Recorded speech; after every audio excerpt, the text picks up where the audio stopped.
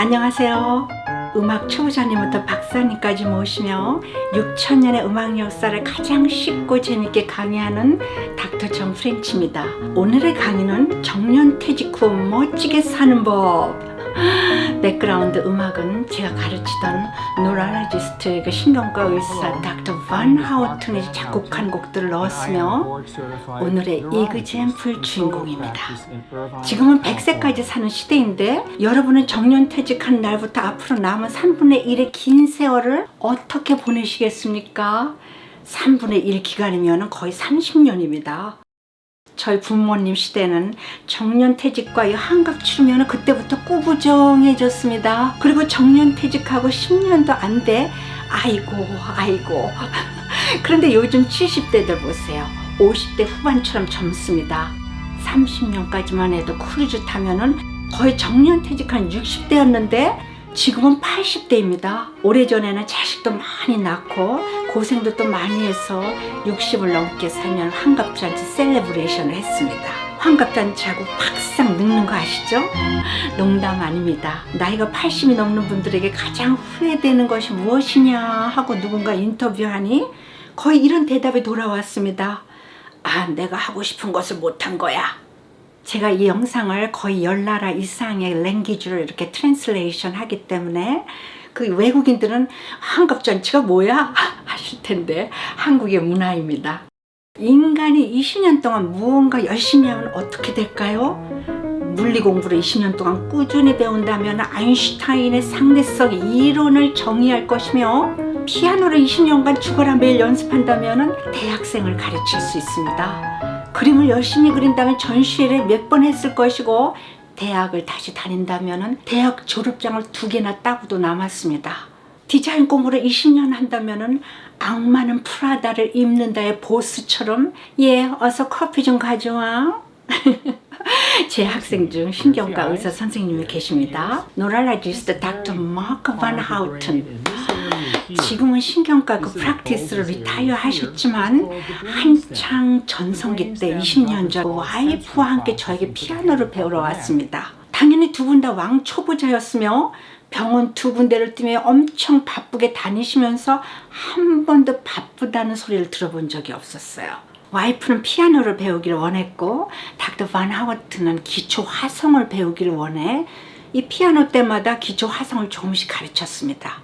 그리고 한동안 쉬는 듯 했는데 박사님께서 컬리지 음대 들어가 화성을 본격적으로 공부하기 시작하신 겁니다. 그리고 해마다 제 학생들 애니얼 컨설트마다 작곡한 곡을 발표를 하기 시작했는데 나날이 작곡 실력이 눈에 띄게 발전하였습니다. 곡이 점점 어려워지면서 프로페셔널 연주자들만이 그분의 곡을 연주할 수 있게 되었고 지금은 퍼시픽 심포니 오케스트라 단원이나 이 프로페셔널한 연주자들이 그분의 곡을 연주할 수 있습니다. 그런데 그게 다 아닙니다. 정년퇴직하시고 그동안 틈틈이 이 상상했던 스토리들을 엮어서 단편소설 픽션 스토리 콜렉션을 출판하기 시작했습니다. 제목은 Adventures in the Afterlife. 사후세계 모험, 다양한 색깔을 지닌 이 20편이 넘는 단편 소설로 구성되어 있으며 주제들은 오싹한 사후 체험, 인간이 영혼의 고향으로 떠나는 우주 여행, 온순해 보이는 살인자의 내면, 엉뚱한 타로 카드 게임, 치명적인 예지, 이집트 사후세계 신들의 심판, 살인사건을 파헤치는 탐정 이야기, 흥미진진하며 작곡을 하듯이 대단한 이 상상력으로 다양한 소재의 단편 소설책을 낸 것입니다. 지금 들으시는 이 음악은 닥터 반 하우튼이 가족 여행으로 이집트를 가셔서 고대 왕들의 무덤의 벽화들을 보며 인스피레이션을 얻어서 작곡한 멜로디입니다. 여러분이 이집트에 관한 음악을 듣고 계시니 재미난 이집트 음악 역사를 잠시 알아볼까요? 이집트인들은 사후세계를 믿었죠. 그래서 인간이 죽으면 사후세계를 여행하며 심판을 받은 후 다시 자신의 몸으로 돌아온다고 믿었기에 주소를 잘못 알고 남의 바디로 들어가지 않게 미라에 관해 그 죽은 자의 이름, 살아생전 업적, 캐릭터 등을 빽빽하게 히에로글리프로 적어놨습니다. 히에로글리프란 신성하다는 뜻인 그 히에로와 그 색이다라는 뜻의 글리핀이 합쳐서 신성한 문자. 이집트 문자는 1000개 이상의 상형 문자이기 때문에 이집트인들 중에서는 이 문맹인들이 아주 많습니다. 저희들이 사용하고 있는 이 음악 노테이션의 원조가 바로 이 이집트 상형 문자입니다. 3500년 전 가나안 땅에 살고 있던 이 페니키아인들은 이집트의 상형 문자를 빌려 페니키아 문자 22개로 알파벳을 만들어냈습니다. 최초의 알파벳이죠. 같은 가나안 땅에 살고 있던 이 히브리인들은 이것 봐라. 우리는 세상에서 가장 오래된 수메르 세기 문자를 사용하고 있었는데 쟤네들은 겨우 22개 문자로 알파벳을 만들었잖아. 우린 페니키아 문자보다 더 간단하게 만들고 말겠다. 그리고 만들어낸 것이 모음이 전부 빠진 자음으로 만든 히브리 문자입니다. 페니키아 문자보다 더 간단하게 모음 I-A-E-O를 빼낸 것입니다. 그럼 I-A-E-O 없이 어떻게 문자를 완성했을까요?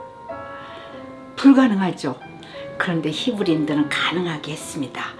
점 모양의 펑퉁과 사선 모양의 비르가를 다양한 방법으로 만들어 히브리 문자 위, 아래, 옆구리에다 붙여서 모음처럼 사용한 것입니다.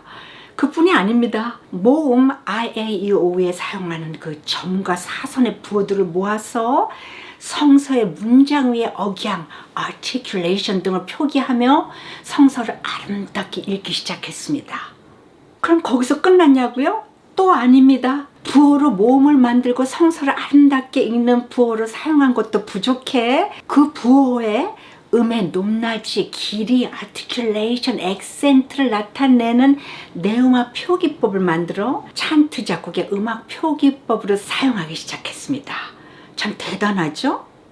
그럼 히브리인들의 문자는 여기서 역할이 끝났을까요? 아닙니다. 이왕 이렇게 문자에서 많은 것을 뽑아냈으니 더 울고내자. 문자의 숫자를 적용시킨 겁니다. 히브리인들은 이것을 게마트리아라고 부르고 그리스인들은 그 영향을 받아서 문자의 숫자를 적용시켜 이솝세피라고 불렀습니다. 그리고 그 다음 시대가 어딥니까? 로마 제국. 이 로마 제국도 라틴어에다가 문자를 적용시켜서 이것을 로맨 루메날이라고 불렀습니다. 로마인들도 히브리인들처럼 가만히 있지 않았습니다. 부호를 사용해 모음을 만들고 성서를 읽는 부호로 사용, 그것도 모자라서 음악 악본 네오마 표기법을 만들고 또 그것도 모자라 문자의 숫자를 적용시켰다고? 그럼 우리도 하나 더 추가해 주마. 문자에 모드를 넣은 것입니다. 1, 2, 3, 4, 5, 6 아이오니안, 도리안, 프리지안, 리디안, 믹솔리디안, 에올리안 각 모드마다 캐릭터를 만들어 준 것입니다. 아이오니아는 근엄하게, 도리아는 용감하게, 프리지아는 불안감, 리디아는 고요함, 믹솔리디아는 해피, 에올리아는 새드. 이 모드는 중세기 때 처치 모드라고 부르며 찬트에 아주 중요한 역할을 했습니다. 고대 이집트의 그 벽화 그림에 가끔 플룻이나 이 피리를 부는 이집시언들이 이렇게 그려져 있는데 이 앞에는 무릎을 꿇은 남자가 앉아서 손짓을 하고 있습니다. 그 당시는 모든 교과 과목과 철학, 음악 등을 가르치는 스승 아오이데에게 구전으로 음악 레슨을 받았기 때문에 스승 아오이데는 학생이나 이 연주자 앞에서 음의 높낮이, 길이, 강약 이걸 손사인으로 지도했습니다. 이것을 카이로놈이라고 부릅니다. 손으로 주물럭 몸을 치료하는 것을 카이로프락터라고 하죠. 카이로는 그리스어로 손, 그리고 노머스는 규칙을 지켜라. 단어를 합치면은 손의 움직임을 따르라. 즉 카이로노미는 인류 최초의 지휘법이었습니다. 손 쌓인 악보인 것입니다. 카이로노미는 고대 이집트에서만 사용한 것이 아니라 중세 유럽에서도 유사한 형태로 계승되었습니다. 특히 9세기에서 10세기경 그레고리안 단설인 성가를 부르던 수도승들이 사용한 이 지휘 방식입니다. 칸토르라는 이렇게 불리는 성가 지도자가 이 손동작으로 지도를 한 것입니다. 고대 음악 스승을 아오이데라고 부르고 중세기 때 스승은 칸토르라고 불렀습니다. 11세기에 귀도가 이 계명을 발명해가지고 그 수도승들한테 가르칠 때도 이 손을 사용해서 계명이 좋은 기물을 할 수 있도록 가르치지 않았습니까? 닥터 반 하우튼의 이집트풍의 음악을 들으며 잠시 이집트의 음악 역사를 들으셨으니 다시 정년 퇴직 후 아름답게 늙는 방법으로 돌아가 볼까요? 하버드 대학에서 연령이 많은 사람들을 집단으로 모아놓고 그들이 젊었을 때 시절의 분위기를 만들어 주었습니다. 그들이 젊었을 때 유행하던 옷을 입고 스타일을 만들고 그들이 거주하는 장소도 몇십 년 전 그 모습으로 좀 바꿔놓았습니다. 스트릿, 음식, 가구 모두 그들이 30, 40대 모습으로 돌아갔습니다. 그런데 놀랍게도 이 그룹의 고령들은 정말 자신들 젊은 시절처럼 말하고 행동하며 그때 시대로 돌아간 것처럼 착각하기 시작했습니다. 굽었던 허리도 피고 말도 젊게 하며 건강까지 좋아졌습니다. 아, 크리스, 저 할머니 이쁘다. 우리 블라인드 데이트 해볼까? 정력까지 좋아졌습니다. 그것은 무엇을 의미하는고 하니 인간이 스스로 나이를 만든다는 것을 입증한 것입니다. 에고, 나는 늙었어. 에고, 살만치 살았어. 꾸며 봤자야. 내가 가장 연장자니 내 말을 들어. 너 몇 살이야? 가 아니라 이쁘게 걸으시고 운동을 해 근육질 가슴을 만들며 말도 이쁘게 해보세요. 그리고 가장 중요한 것은 남은 3분의 1 인생을 내가 돈이 없어 못했던 것들, 시간이 없어서 못했던 것들을 시작하는 겁니다.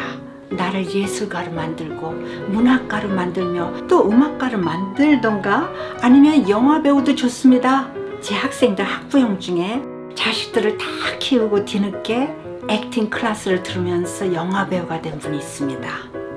자, 오늘의 강의는 정년퇴직 후 바람직하게 그리고 멋지게 나이 들기였으며 닥터 반 하우튼을 이그젠플로 소개하며 그분의 훌륭한 이집트풍의 작곡을 들었고 또 이집트의 음악 역사와 악보의 발전을 잠시 알아보았습니다. 그럼 다음 강의에서 뵙겠습니다. 바이.